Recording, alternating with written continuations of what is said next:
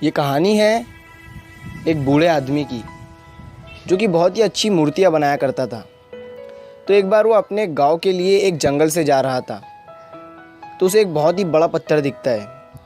वो सोचता है कि इस पत्थर की बहुत ही सुंदर मूर्ति बनाई जा सकती है।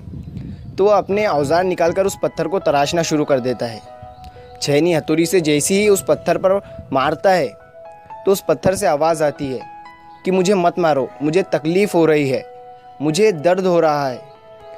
वो बूढ़ा आदमी वहाँ पर डर जाता है और वहाँ पर अपने औजार उठाकर वहाँ से चला जाता है।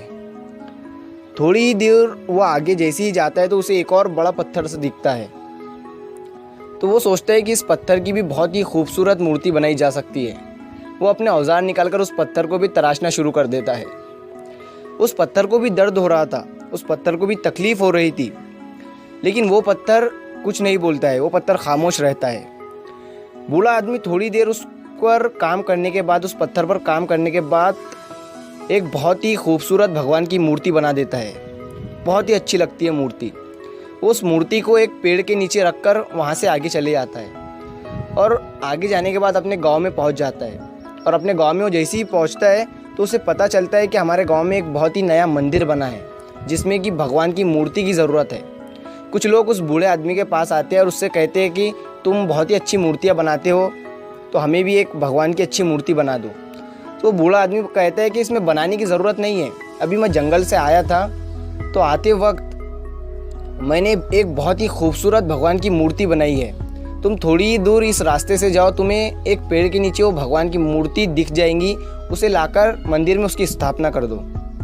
तो कुछ लोग उस जगह पर जाते हैं, उन्हें वो मूर्ति दिखती है पेड़ के नीचे, तो उस मूर्ति को उठाकर मंदिर में ला लेते हैं।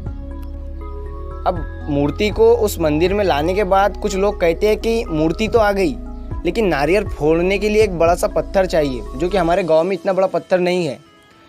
तो वो बूढ़ा आदमी कहता है कि तुम जिस रास्ते से इस मूर्ति को लाए हो, तुमने उसी रास्ते से थोड़ा आगे और चले जाओगे तो तुम्हें एक बहुत ही बड़ा पत्थर दिखेगा। तुम उस पत्थर को लाकर नारियल फोड़ने के लिए रख सकते हो। तो कुछ लोग उसी रास्ते से थोड़ा और आगे जाते हैं तो उन्हें वो पत्थर दिखता है। वो उस पत्थर को उठाकर उस भगवान वाली मूर्ति के बाजू में रख देते हैं। अब लोग उस भगवान वाले पत्थर की पूजा कर रहे थे और जो पत्थर साइड में रखा हुआ था उस पर नारियल फोड़ रहे थे।